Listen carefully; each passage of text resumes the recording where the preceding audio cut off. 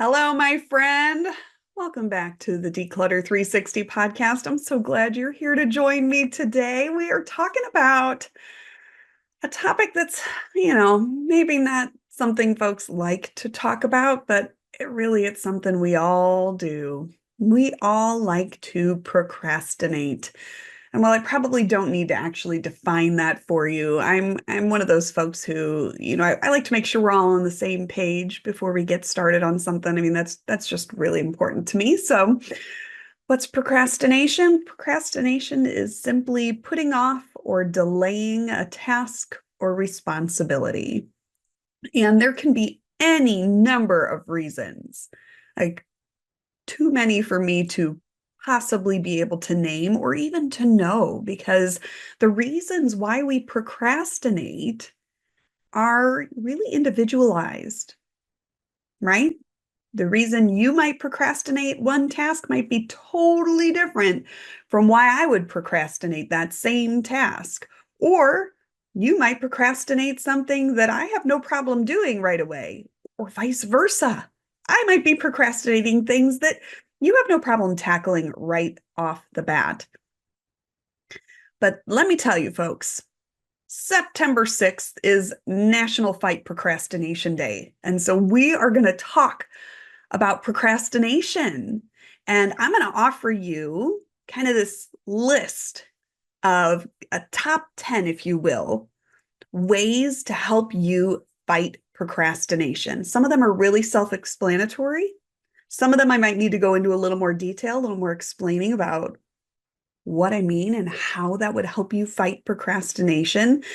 But, it's funny. I knew I wanted to talk about this topic for this week's podcast. And so I've been thinking about it and working on my list and getting all ready to record this episode. And then I caught myself this morning and I just had to laugh because I realized, oh my gosh, okay, tomorrow is one of my kiddos' picture day.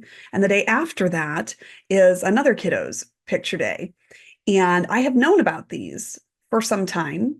I have had the link to order pictures from the different picture companies each school is using for some time. And I have not ordered the pictures. Yes, gone are the days when they send home that little envelope where you stick your check in. Does anybody write checks anymore? I mean, I do occasionally for things, but generally it's all online, right? And so it would be a really easy thing for me to take care of. What keeps me procrastinating? Well, when I think of it, and I'm like, okay, going through my email and reading the newsletter from school and reading the, oh, picture day is tomorrow email from school and going, oh, I'm usually sitting on the couch. I'm wrapped up in a blanket. I'm nice and comfy. And I do not want to get up from that comfortable state and go get my credit card so I can pay for the picture package. And so I procrastinated. Well, today I finally was like, okay, Lauren, one picture day is tomorrow. One picture day is the day after. Let's just order them both. You have the links. Both schools have sent out the links again really recently. So you can knock this out really quick. Go get your credit card, then sit down. Finally get this done. Okay. It was finally like a high priority item, like get it done, or you're going to end up panicking like last year. Yes, last year I couldn't remember if I had ordered a kiddo's picture after picture day. It was such a mess. We don't even need to talk about that. That's what procrastination does, though, right? It puts you in these little lurches where you're like, oh, I don't know what to do. But anyway, so I sat down. This is funny for you, and I think you'll find this relatable. Funny for me, relatable for you. Maybe the other way around. Who knows? Anyway, I sat down to order the first kiddo's pictures. And I get through the process. Finally, I get to check out. And I'm like, okay, and I've got my credit card. I went and got my credit card. I looked down, they take Apple Pay. It's like, oh, cool. I didn't even need to get my credit card for this one. And I Apple paid. Went to the next one. Each school uses a different picture company. Go over to the next site, fill out the form, go all the way through, get to checkout. That one has my card information saved from last year. Now, that wasn't my favorite to find that my card information was saved. So I took care of that after I checked out. And I'm like, oh my gosh, all this time I was putting off ordering these pictures because I was too lazy to get off my butt and go get my credit card out of my purse. And here I didn't need my credit card at all. How often do you find yourself procrastinating something? And then when you finally do it, sure enough, it was way easier, way faster, was not as bad as you thought it was going to be. And you're just like, okay, and now that's done. And now I can take that thing that has been looming over me in the back of my mind. Even, yes, even something as small and seemingly insignificant as placing my kid's school picture order for this year. It still like hangs out there. Am I thinking about it all the time? No. But in those moments, maybe where suddenly there's several things hanging out there that need to get done, it revisits me. It comes back. Do you feel the same way? So suddenly you feel the pressure of all of the things that you've been procrastinating or all of the things that you now need to get done.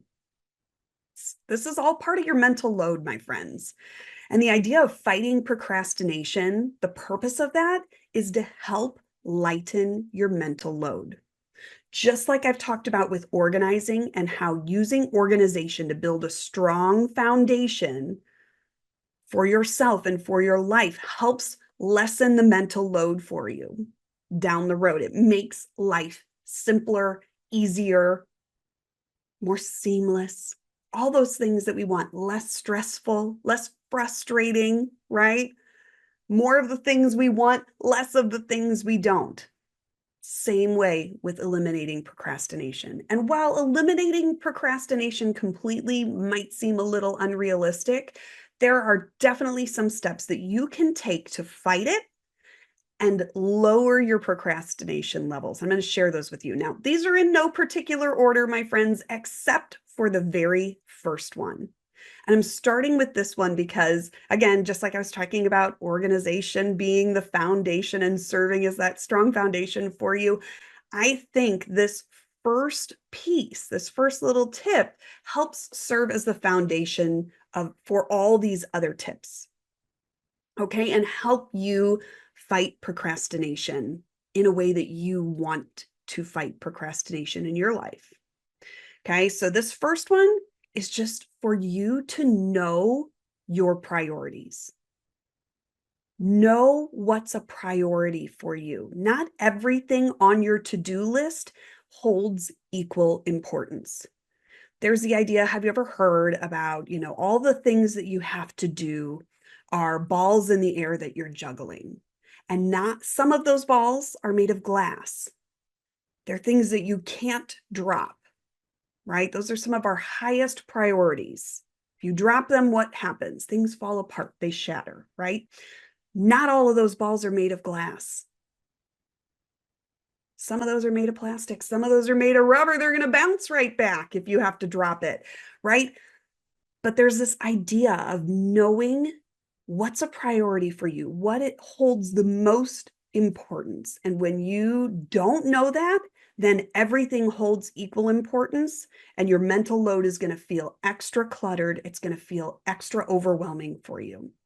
But when you are really aware of your priorities and you take the time to understand your priorities, maybe even just to establish priorities for yourself, then it can really help you understand which of those balls are made of glass, and which of those balls are made of something a little bit more forgiving, right?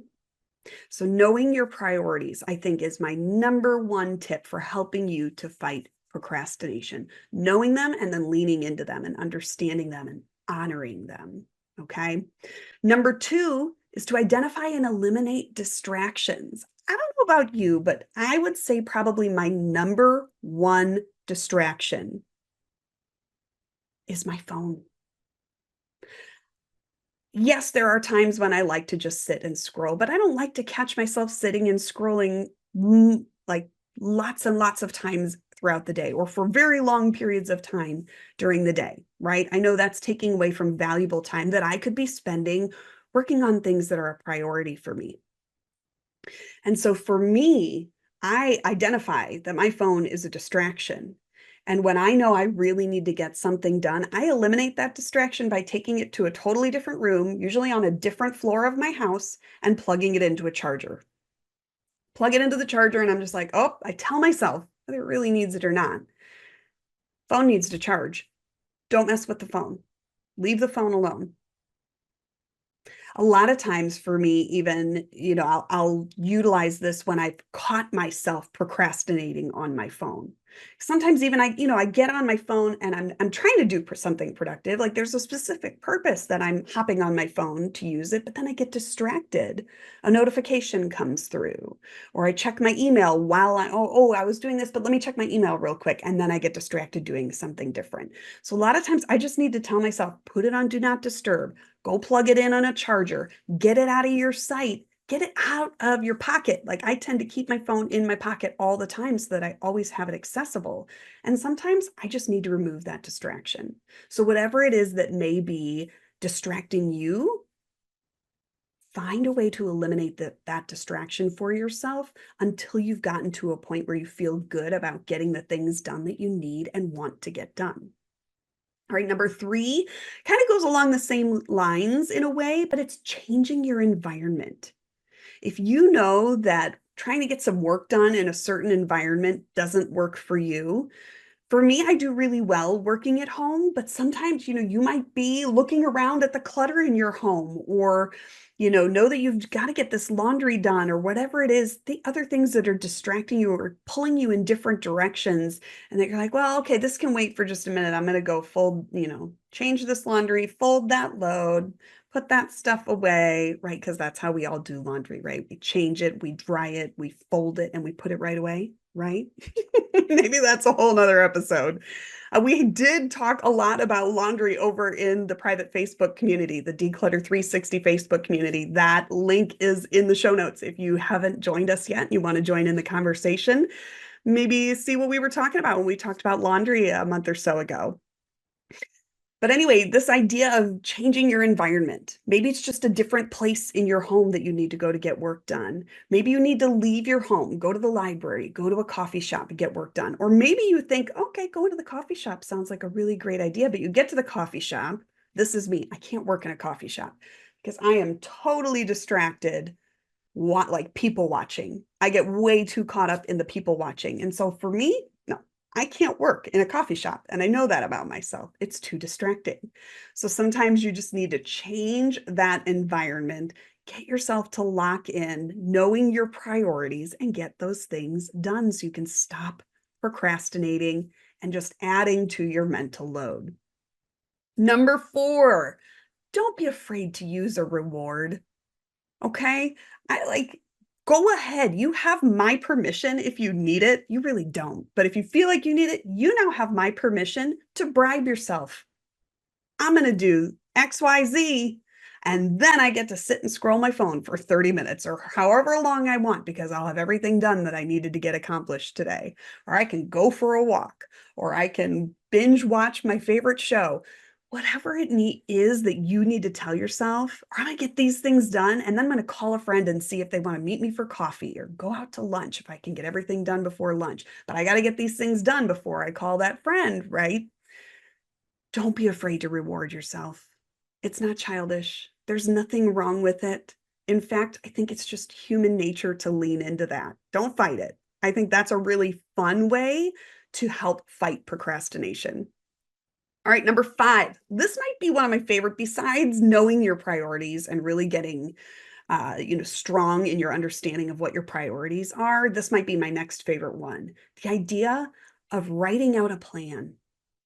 Having a plan. I think half the battle sometimes, especially when we start to get overwhelmed in the number, the volume of tasks that we need to get done, just getting started is half the battle. Knowing your priorities can definitely help with that. But there's also this idea, and I can't remember where I heard it, but maybe you will have heard this before and you know where you got it from. And if so, please send me a DM over on Instagram or come let me know. But there's this idea of finishing your day before it starts.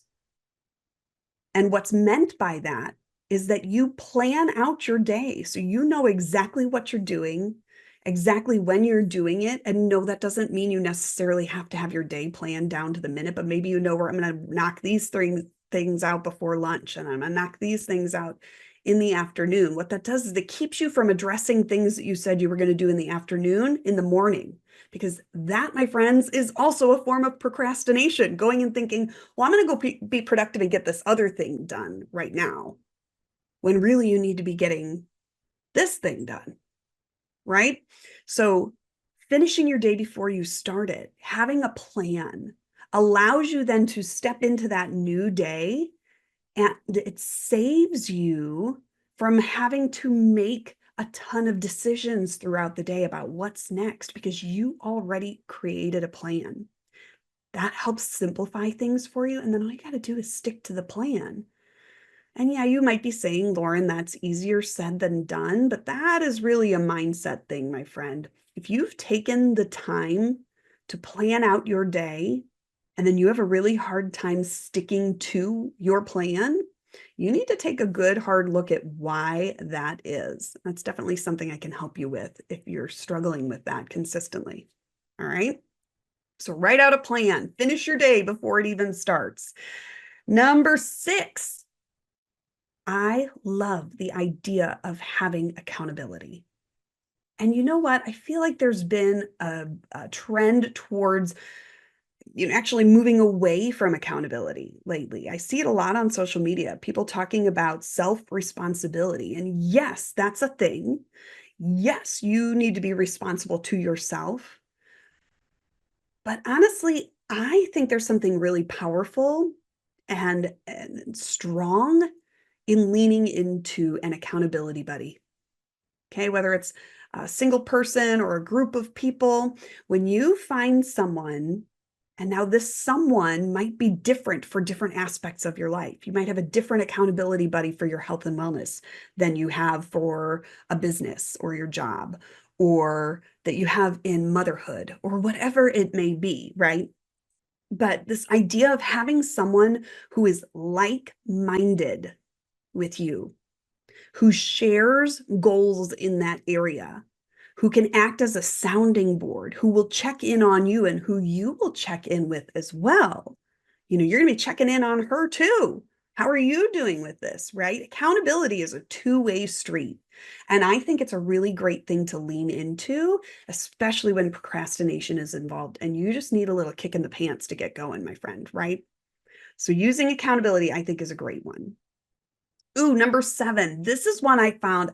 I have not actually personally used this, but in doing a little research and getting ready for this, for this episode and sharing with you all, I came across an author named Raymond Chandler. He's a true crime novelist. And or I'm sorry, not true crime fiction. It was definitely fiction, a crime fiction novelist.